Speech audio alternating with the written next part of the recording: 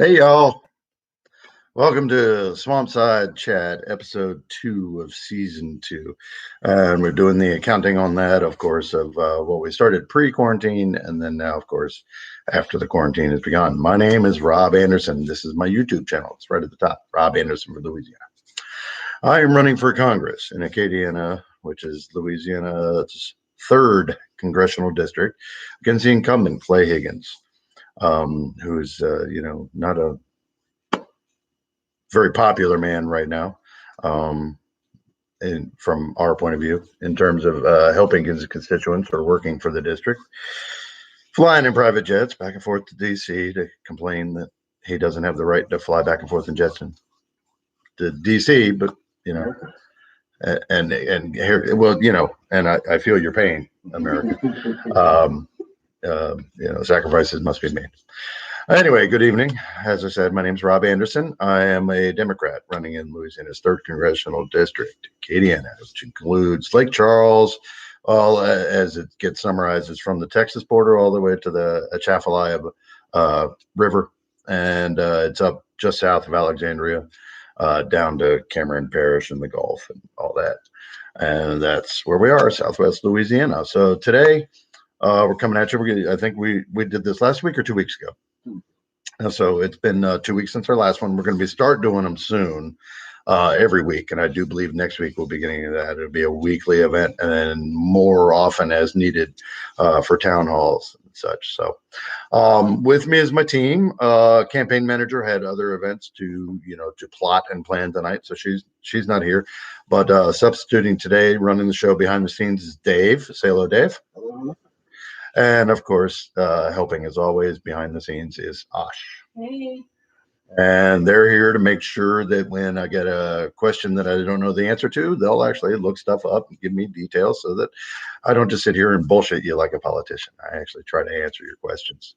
And there's nothing we'll shy away from except for like the 3 or 4 most controversial things. But, we get down to the 5th or 6th most controversial, I'll definitely answer all your questions. That, of course, is a joke. We are live and you're welcome to start sending your questions in. We did get some questions in advance, but the live ones, and especially in district, and this is no offense to anybody, I know a lot of you are my donors and I love you, but people in district, their questions are going to get prioritized to make sure just they get the interaction they need, because I'm actually running to be their representative.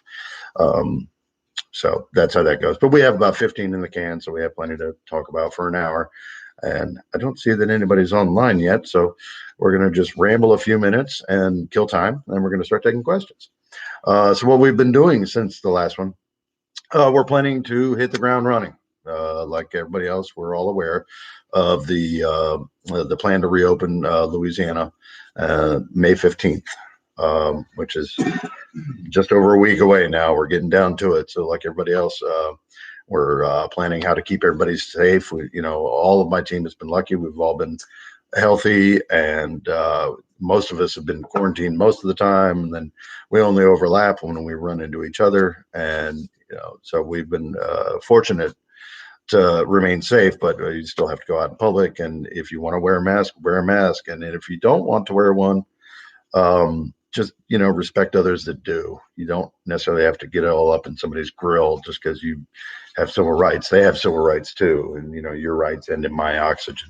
So just respect each other, get along. We're going to get through this. It's going to be a long battle. COVID-19 is not going to go away tomorrow or the next day or the day after. This is going to be something we have to live with and deal with for a while. So be smart, be safe. Don't take unnecessary risks, but by God, America, go get a haircut. All right. So, most of you know me already, and we did our little intro spiel. So, Dave, why don't you feed me a question? All right. The first question we have is actually a question that was held over from last time. We couldn't quite get it in time. This question from a fellow by the name of Trey, and he wanted to know, what will you do to reach out to the Billy Bo bad bleeps of Acadiana that are gung-ho for Higgins?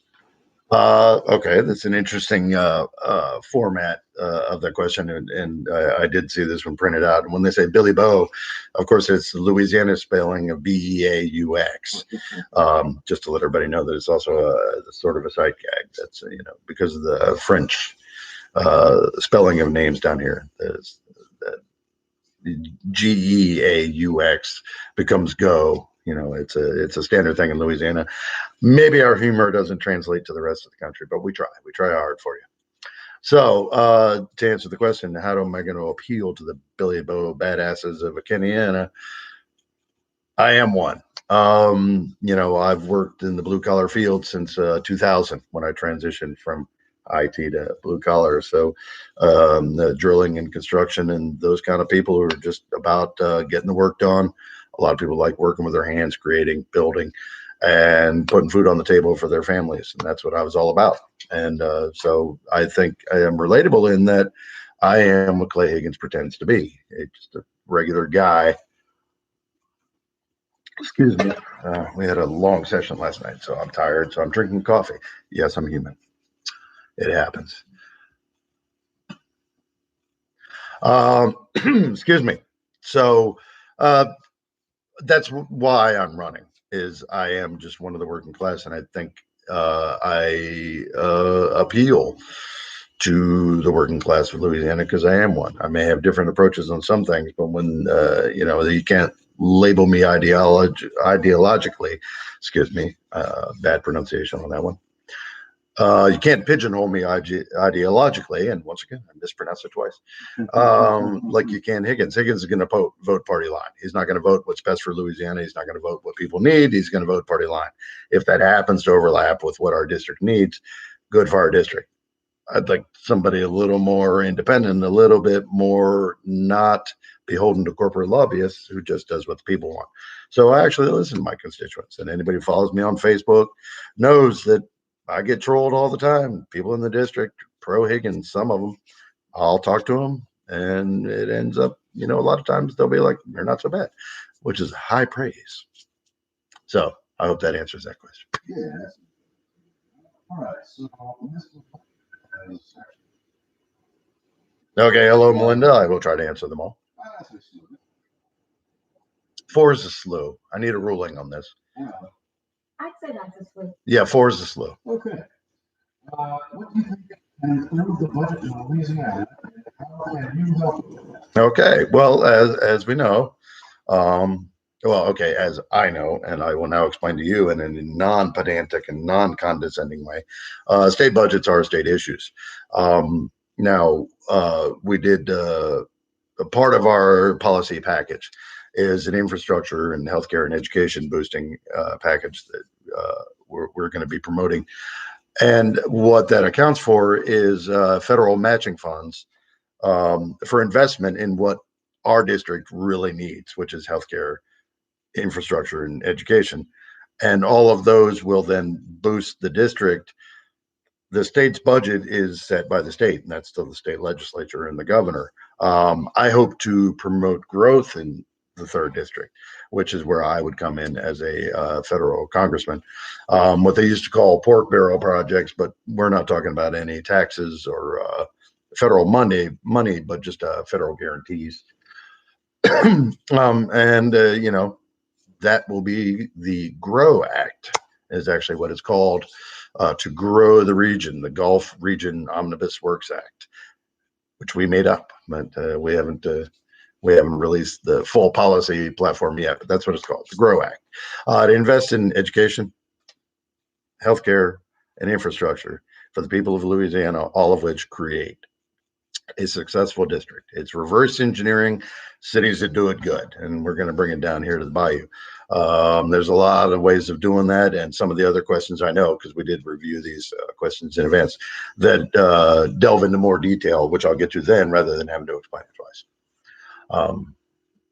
The primary goal, of course, is to incentivize business.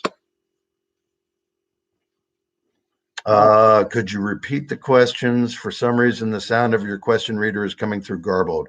Your sound is fine. Okay, I think it's probably because on my laptop, the microphone's on this side, so he'll lean in a little closer. Now, that particular question was what could I do to help the Louisiana state budget, which is directly nothing because I'm not running to be part of the Louisiana state legislature, but indirectly I can help boost the region with our infrastructure package that we call the GROW Act. I'm not in the picture. You are not in the picture. Okay. Feedback from the audience. Is Dave coming in okay? If not, when he asks a question, which we'll do, rather than have dead air, I'll repeat the question and then we'll get feedback by then. So go on to the next one of the slew from Melinda. Slew number 2. Now we've turned into a Dr. Seuss.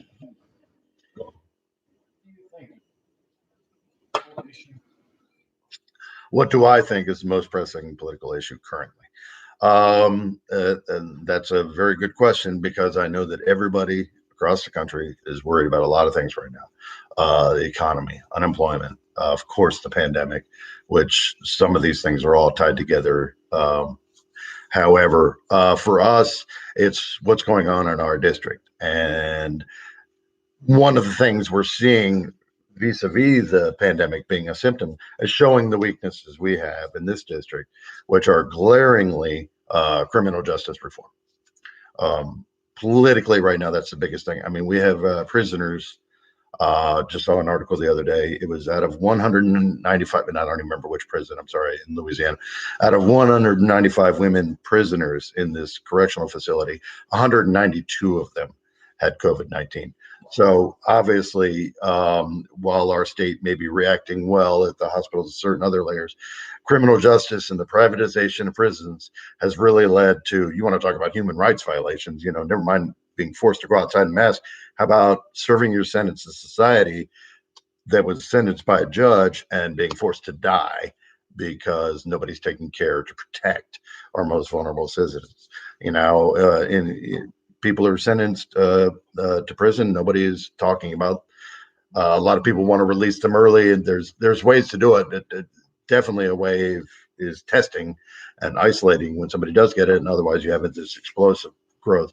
So criminal justice reform. You're talking about the legalization of cannabis, amnesty. Let's stop criminalizing, a plant, and cracking down to real crimes and then using law enforcement most effectively. Privatization of prisons, which I'm totally against. I don't think we should profit off of human suffering. So yeah, to answer the question, the big political thing that we need down here is start realizing it shouldn't be us playing against each other, which is how the GOP markets, which is why I'm not a Republican specifically. We are for the people. What we're looking at is it's us against them, the corporate, the owners, whatever political party at the top. There's definitely a class separation now, and they try to play us against each other, but all the working class are on the same side. And we need unions. To put it bluntly, we need worker protection. We need to look out for the people and not, corporations will look out for themselves. They're really good at it. So, hold on, we just got a live question. Oh, you have a feed there. Good. Yeah. From S.A. Muro. Good evening, Bob. What is the thing that you personally are most excited about bringing to the table as a state? It's actually a federal representative. I would have corrected that, but yeah. Yeah. In case you didn't hear clearly, it said, what is the thing that I personally am most excited about bringing to the table as a state representative? But to be more accurate, this is a federal position that I would be applying for, the U.S. House of Representatives. And what am I excited about? Actually getting to serve my fellow human. There's not a lot of people like me. I can't be bought. I am strictly doing this because I am sick and tired of corruption in politics. That is the primary reason I'm running, as somebody who's not corrupt, who's not corruptible by money. Doesn't interest me. So that's what I'm excited to bring. It's like, I don't care if you agree with me ideologically. Got to write that down. Even if we disagree on, tax rates or whatever people argue about, even if we disagree on that, you would have to acknowledge that I am absolutely just trying to represent my constituents. I don't hate companies. I've owned several businesses myself. I just don't think that companies should vote. I think people vote. One person, one vote. That's what I'm down for. And if the people vote me in, then I will serve the people. I will not be voted in by Exxon. I promise you. All right. On to the flu. Oh, yes. Go back to the flu. Yeah. As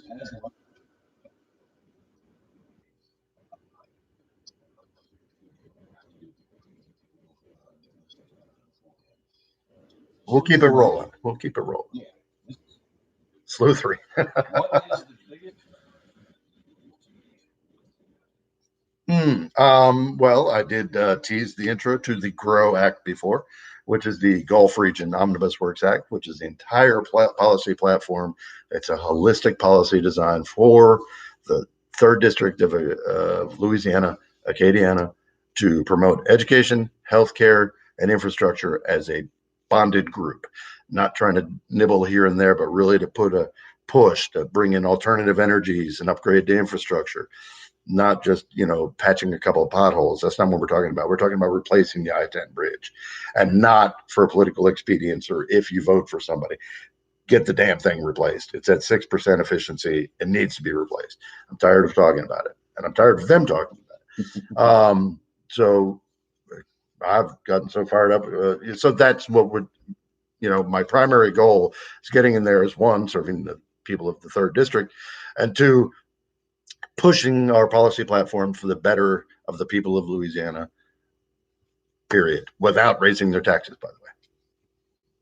Sam, you're coming loud and clear. Please go light a fire. Thank you, Sam. What is your biggest challenge running against Clay Higgins?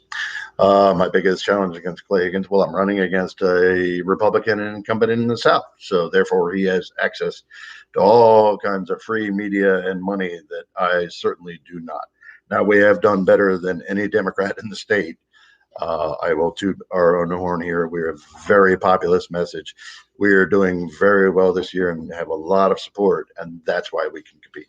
So my biggest challenge is, yes, he's an incumbent.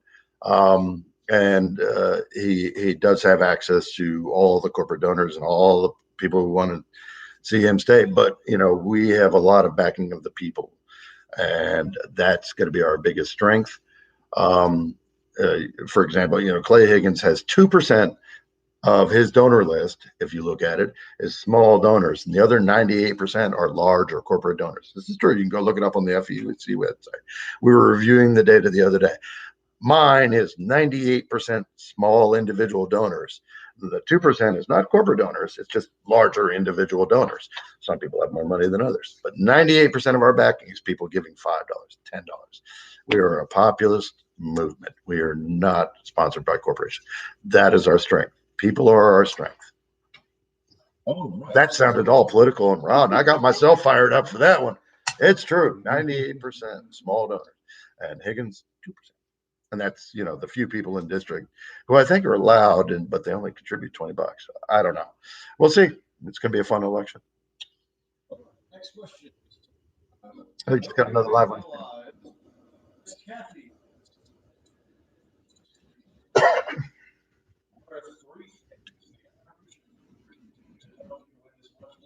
Yeah, it is. That's a great one. And we didn't get any prep on this, so I'm gonna freewheel it here.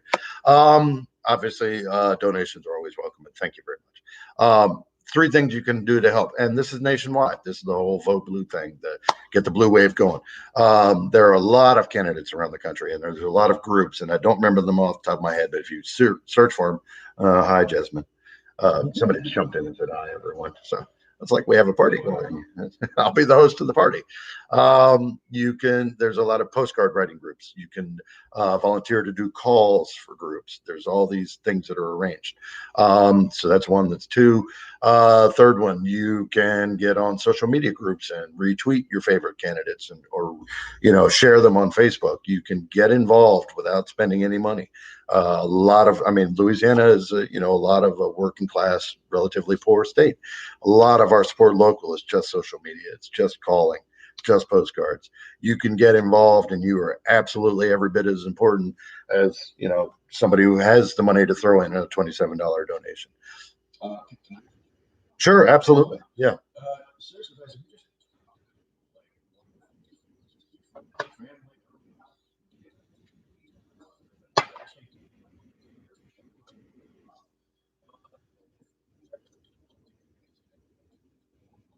Absolutely. So just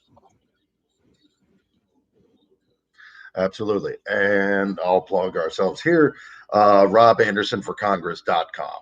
We have the volunteer page. And of course, on our campaign, like Annie's, if you're volunteering for us, if you're doing postcards or calls or signing up to do neighborhood knocks, there's going to be swag. Of course, you get t-shirts, t-shirts and koozies and buttons. And we try to, we're trying to create a movement, and, a group can change a tide can change the world. Yeah, they're still saying can't hear you. Okay. I'll read the next question because I can see it. Have you ever been under investigation for lying to a law enforcement and opted to resign instead of facing disciplinary action like Clay did? That's an easy one. The answer is no. If you wish me to expand, it's hell no. I have one arrest in my life. It was in 1987. I was arrested for smoking a joint on the beach. And now you know my criminal history. So yeah, that was a nice. I swear that's not a plant. That was no softball. Clay Higgins, of course, was forced to resign from St. Landry Parish Sheriff's Department in lieu of disciplinary action, which again, as Dave just said, I don't know if you heard him, make your informed choices. Look up Clay Higgins, read what he says, look me up, read what I say. It's an easy choice. It really is. One of us is sane and intelligent. The other one's Clay Higgins.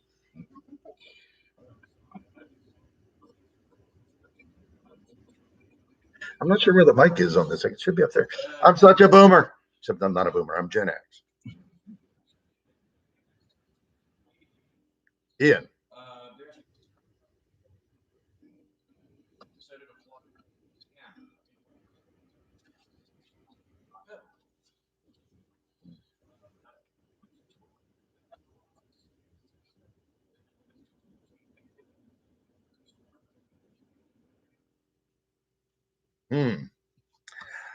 I think we'd have to take an opportunity there to remind, and I know we all want to fix problems. We see a problem, we start thinking of solutions.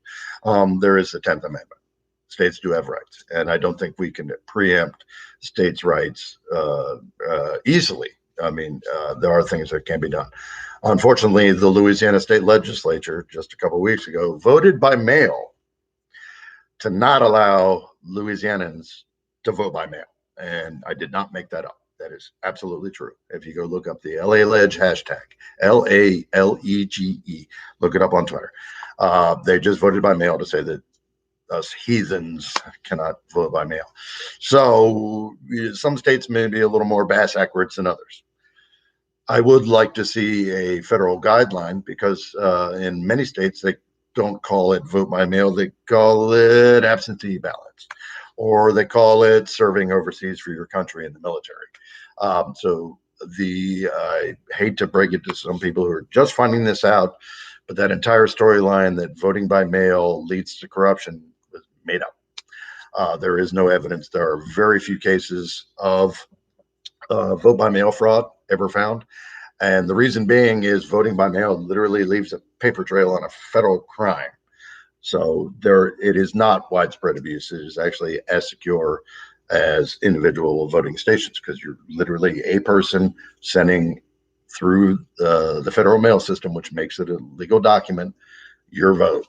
And if you can literally order your driver's license ID by mail, then you obviously have that ID to go vote in person. But during a pandemic, we should have options.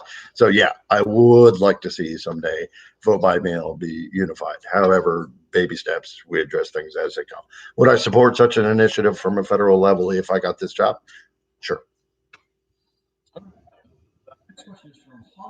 Sometimes you just wish you could give a 5-second answer, but I just can't anymore. Sorry. Hondo. Yes, Hondo.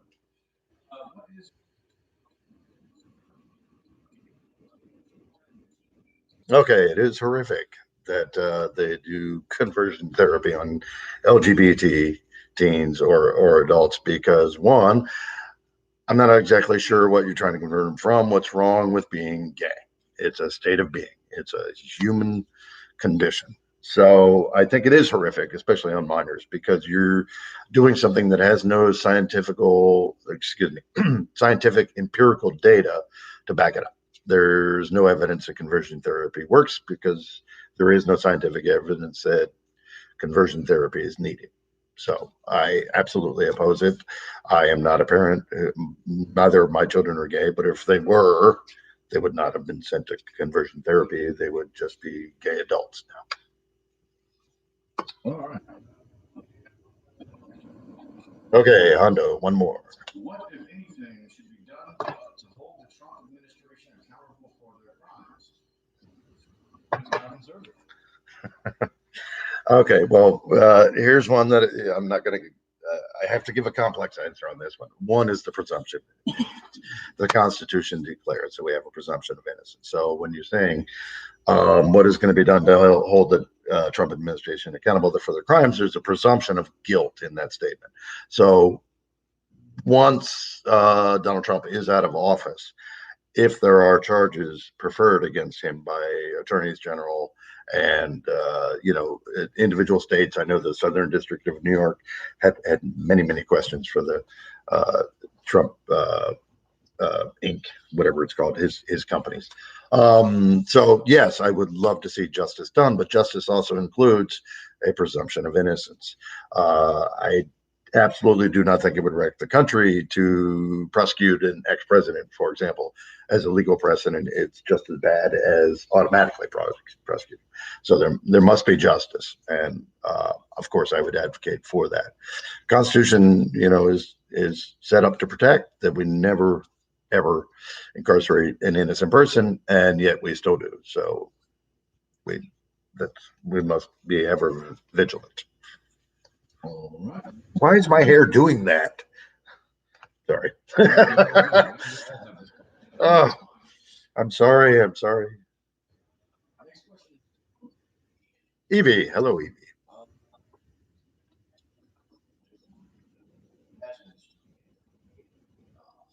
Wow, that one answered itself. Create new jobs. One of the things that we would do as part of the GROW Act, the Gulf Region Omnibus Works Act. I'm going to keep plugging it because this was our big reveal until we reveal the actual policy. Incentivize alternative energies, incentivize tech industries, incentivize unions, which will then incentivize other industries that prefer to use unionized labor. High-tech industry. We all know that we've lost a lot of manufacturing overseas, and we all blame presidents. We blame Clinton or we blame Trump. And what we need to do, if we want to make things in this country, we have to make it so that money can be made making things in this country. And part of how you can incentivize a company to make things is to make sure they have skilled labor available.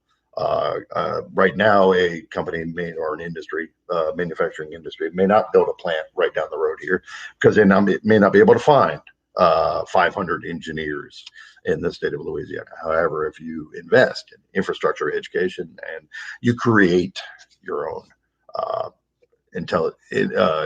educated workforce, and that includes trade schools. When I say a boost in education, I don't just mean 4-year degrees, which would be great for LSU and Tulane, the Lafayette version of LSU. They sued them that they couldn't say LSU, but Lafayette UL. Thank you.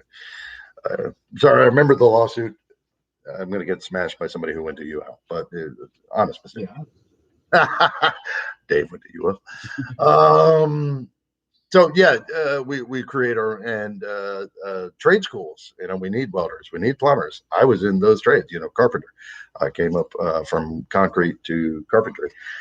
So yeah, we need those trades, and they're awesome. They're a working class way to make a living where you can work with your hands, and you're not necessarily promoting just lawyers and doctors, all of which are valuable, or nurses and paramedics and firefighters, but more engineers. We need more tech jobs, more skilled labor, more unions. All of that makes a better workforce, which brings better industry. Sure, absolutely.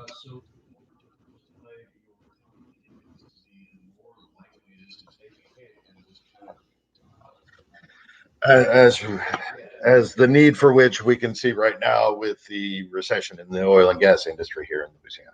If we had a more diversified economy, it would not necessarily be so crippling. And that, coupled with the pandemic, and it's like the end of days in certain sections, and that's what we're fighting against down here. And we're all in it together. So it behooves us, if everybody does better, a rising tide lifts all boats. Next question. Okay.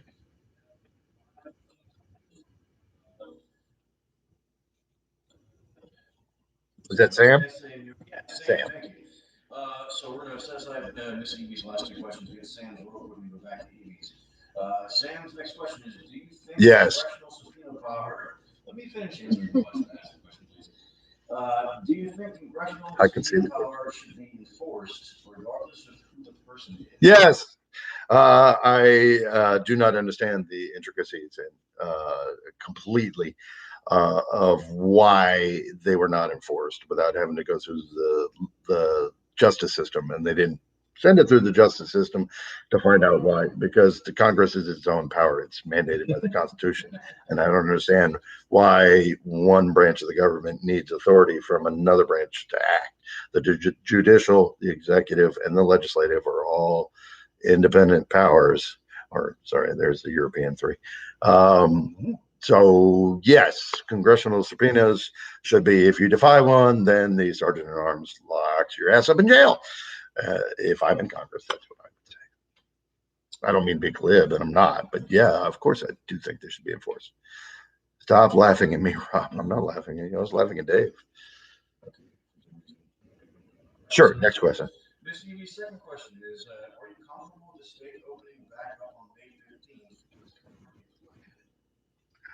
Well, okay. Let me answer it this way. And I know there was a lot of there. We are in a pandemic. There is no really perfect way that we can proceed going forward. Businesses have to be open because people have to eat. And there have been a lot of arguments about what are essential businesses. And obviously the punchline is haircuts, but I mean, obviously a hair salon has every right to make a living just as much as a restaurant. And restaurants are considered essential because that's how people eat, and supermarkets and various other things. So at some point, we're going to have to return to life as we knew it, plus pandemic is kind of where it's subtle that and politics doesn't do good with complex or subtle, which is why it's, keep it closed until the pandemic goes away, or open everything and nobody wear masks and let it burn through the country. And obviously we have to weave between those, and we can't infringe on people's rights, but on the other hand, nobody else has the right to infect me. I don't have the right to go pee on your leg in public. Please don't sneeze on me in public. So that's why they're asking people to wear a mask. It's just courtesy. And, Southerners are known for their courtesy. So wear a mask and don't sneeze on people. And let's work together. Wash our hands. Let's wash our workplace. I think New Orleans and, reopening the Bourbon Street fully, they're going to be the cleanest it's been in centuries. So I think humans are versatile, and they're adaptable, and we'll figure out how to do this. You just have to be aware that there's a pandemic out there, and we're going to try to protect each other as much as we can, and nevertheless get back to providing for our families.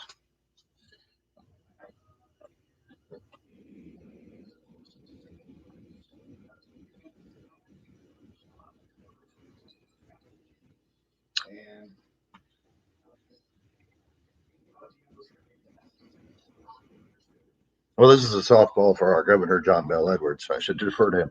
I think Louisiana, considering the governor we have and the state legislature we have, did remarkably well. Before we even had our first case in Louisiana, Governor John Bell Edwards had set up a task force to start to deal with it, because we'd seen that it had come over from China, and we knew we had just had Mardi Gras a week or two before that. So we knew it was coming.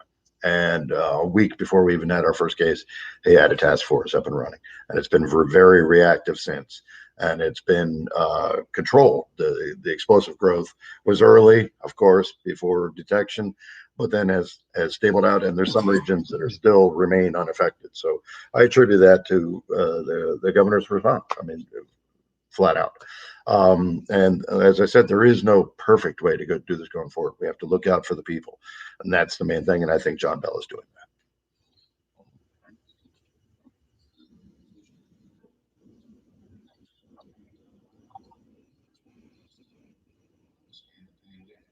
Uh,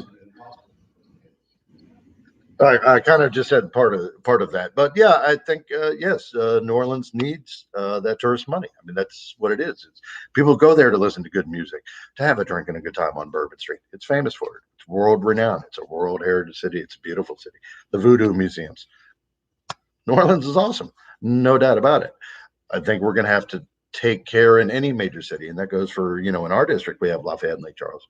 Any big city, you're getting in proximity, weigh the dangers and whether you want to engage. Wear a mask.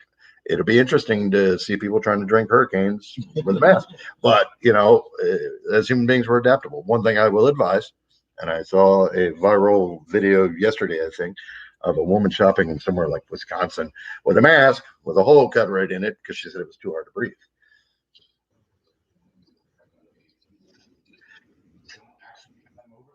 Or just wear them on their chin. So don't punch a hole in your mask for your straw. If people are adaptable. That's what I meant with it. And we're doing with humor, but it's a dark humor. It's because your lives are in danger, or could be in danger from any invisible enemy, which a virus is. So yeah, be safe, be clean, having fun, and working off the stresses of life is part of the enjoyment of a human being, and we have to get back to that. But we have to protect our most vulnerable. All right. Sam says, thank you for speaking full sentences. You're very welcome, Sam. It's my pleasure. All right. Next question is from Todd. Todd actually has a set of 3 questions himself, so not quite as smooth. 3/4 slew. You talk about infrastructure like bridges and roads a lot, and it's listed in your website as well. Mm-hmm. But because they're important. Well, sorry. Finish the question. Other types of infrastructure would you like to change, and how would you like to change it? Okay.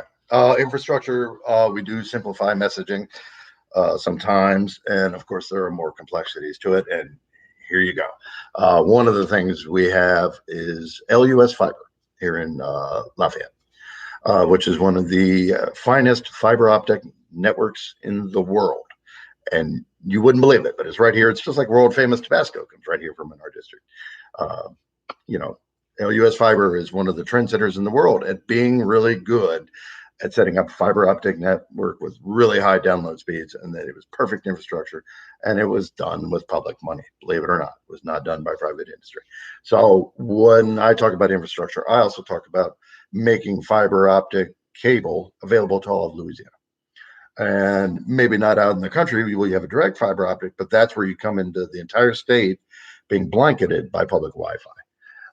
I've seen it a lot. It's happening in Europe in the major metropolises, San Francisco, New York, Houston. Somebody was talking about public Wi-Fi is the future. So whenever you're doing infrastructure, you can't just build for the. Excuse you, Dave. You can't just build for the past. You have to build for the future.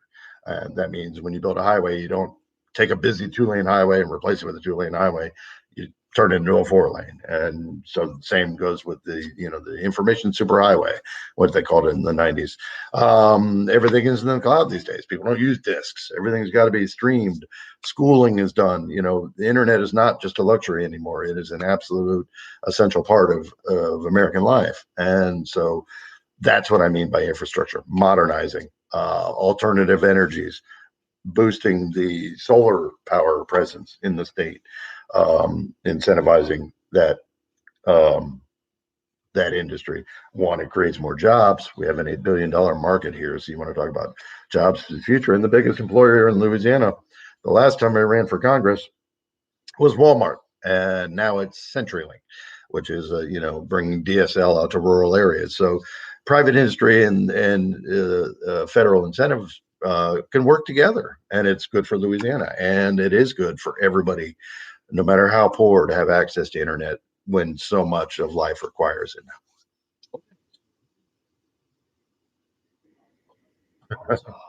Todd. Okay. Yes. Hi, Todd. He asked, answer is specific. Gotcha. Because the public sector can be good at it, and we've shown it right here in district, and that's why I think I answered that question in advance.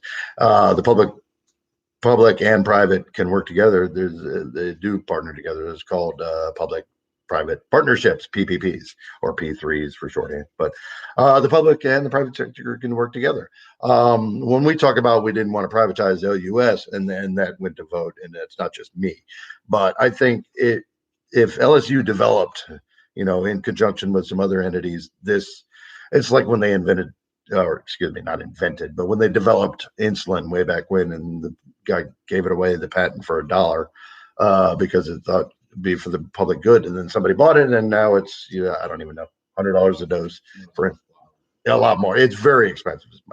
My mom's a diabetic, but I don't know what she pays per. But that's the point is, if it's developed with public money, it should stay in the public money because it's your Wi-Fi. You paid for it. Why should somebody else, take that product that we made and we paid for and profit on it at our expense? It makes no sense. They do that because they bribe the congressmen or state legislators to vote for these things, but no, just you already paid for this. We should get the benefits of it. It's pretty simple. And if you take away the bribery, I'll just smile for a minute because Dave's typing. Next question, Dave. Sorry, I was thinking. Okay, so also from Todd, your website also mentions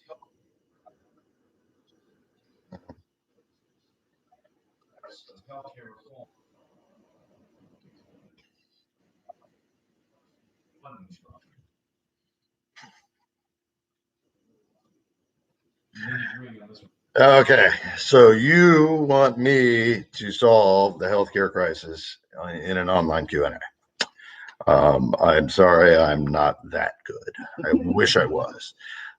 This is a problem that our country's been working on for years, and many thousands of the brightest minds are trying to get involved. And you want, bullet points and breakdown. Do I want help? No, I got this. There is an answer for it. Campaigns aren't run, a smart campaign, a modern campaign. This campaign is not run on policy specifics, but policy advocacy. What we want to happen. We want every person in the United States to have health care, and we will move towards that end. Elizabeth Warren gave you a good healthcare package. Bernie Sanders had a healthcare package. I'm sure Beto O'Rourke had a healthcare package. None of them are running anymore. It's a oh my goodness, how long did it take with the full Democratic Congress for the ACA to pass? Like 2 years. And that's with everybody wanting healthcare. So what do I advocate for? Every person in the United States, regardless of wealth, to have healthcare. That's what I want. Will I work for that? Will I look at other people's policy? Will I throw in what I think is best for Louisiana? Of course, that's the job. But I'm not going to sit here and tell you, a chicken for every pot and an MRI for every home. I can't, I'm not going to lie to you. That's what makes me different. But we want everybody in the United States to have health care, full stop. Todd's final question. What do you plan for education reform? How it's free. Okay, I think Todd thinks I'm running for president. There is a very high opinion of my abilities. I am pro-education. I advocate for education every time I speak in complete sentences, as Sam pointed out, and a loquacious vocabulary. And obviously, all of my platforms are incentivizing education, but it has to be appropriate education. And that's where so many psychologists, and I don't even know who started this entire problem with the U.S. education system, but it doesn't work. It sucks. Step number one would be dragging Betsy DeVos out of there and, letting her go sail yachts. And let's get somebody at the top of the Department of Education who has a clue what we're capable of doing and how to do it. So a lot of that is completely out of my control. It's in your control as the voter. Vote blue. Let's get a real Secretary of Education. That's a start. Now, breaking down, I think I've seen in other countries it works. You know, at the age of 16, you have a choice to go to the trade school path or the higher education path. Not everybody's going to be a doctor, but not everybody can be a welder either. So you have to, I think we need more guidance counselors to give individualized attention, you know, more attention to individual students of what their strengths are, what they're capable of, and then maximizing their potential. And those aren't buzzwords. That's what I mean. That's what we did with my son. My son's autistic. And he had IEP early on because, you know, the funding was there for that until DeVos came along. But by then he had graduated. That bad word insert here. I am not a fan of Betsy DeVos. I'm not sure how that came across. It did. But he had a program and they worked with his abilities, which are vast in some areas, but he literally could not write, but he could type on a computer because his writing, the visual cortex, so messed up. So things like that, he can write now. And he just graduated with a bachelor's in mechanical engineering. So obviously you can maximize people's potential. The possibility is there, but he also had two parents who were extremely involved and extremely supportive with homeschooling in one section in between changing before he went into high school. He was homeschooled for a couple of years, and an older sister, our daughter, his older sister, who tutored calculus to put herself through college. So she helped with his math. So, it does take a village to educate a kid, I guess, to paraphrase. But the main thing we need to do about education is to prioritize education. And right now, this administration does not prioritize education. It is seen as a liberal agenda, and that sort of stupidity has to stop. And that's my approach: is stop the stupidity, and let's let people be their best selves. Okay.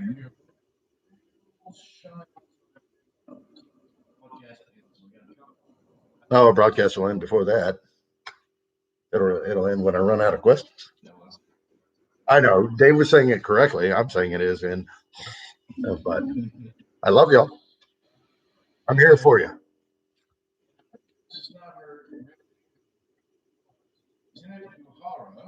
Oh, Lieutenant O'Hara. I hope it's her. Nichelle Nichols, is that you? Right? No.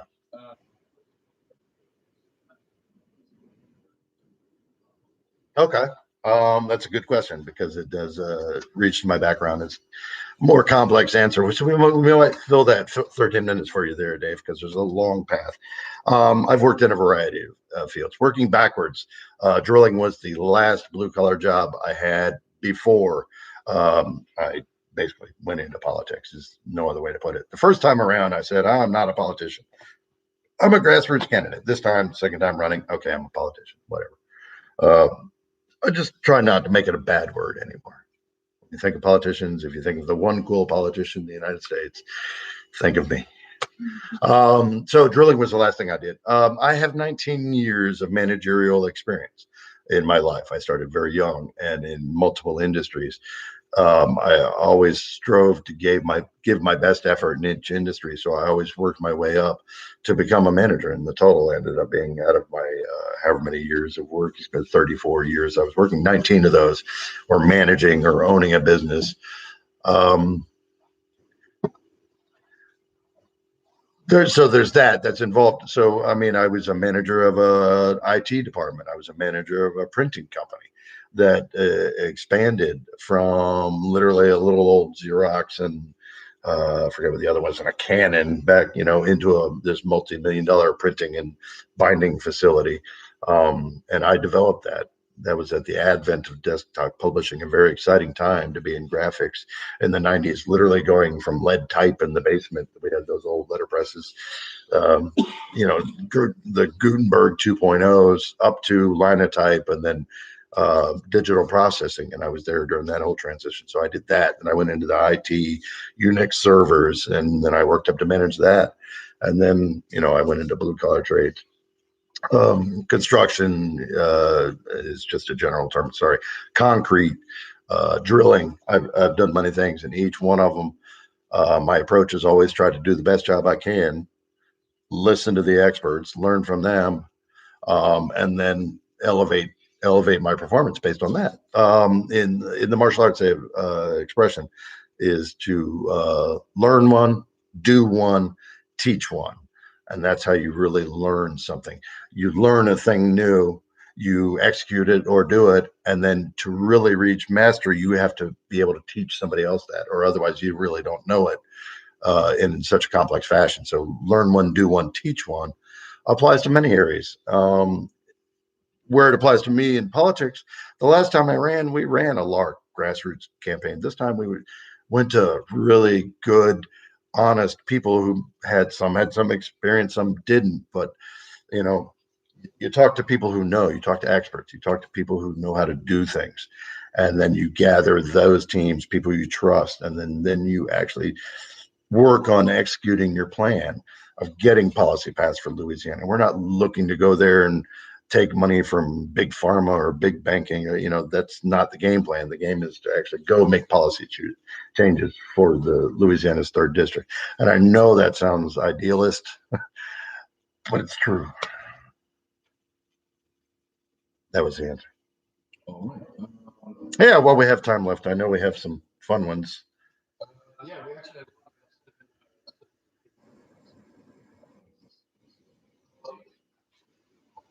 Hey, Fuzzy.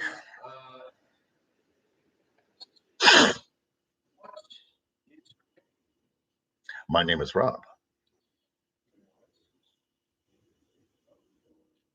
Blue. No, yellow. Blue. Sure.